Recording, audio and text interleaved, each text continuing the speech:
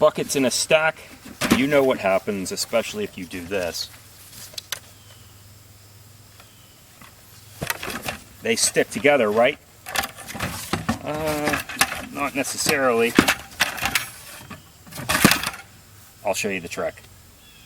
A 5-gallon bucket will have this plastic circle in the center of it. That's so when the bucket is full, it's supported. Over top of that circle, a regular old can fits perfectly. And then the can touches the bottom of this bucket, which keeps it from going the whole way down, even if you have a stack of 20 of them.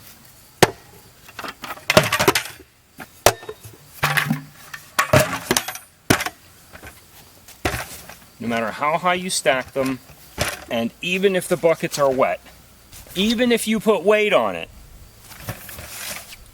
the buckets will still unstick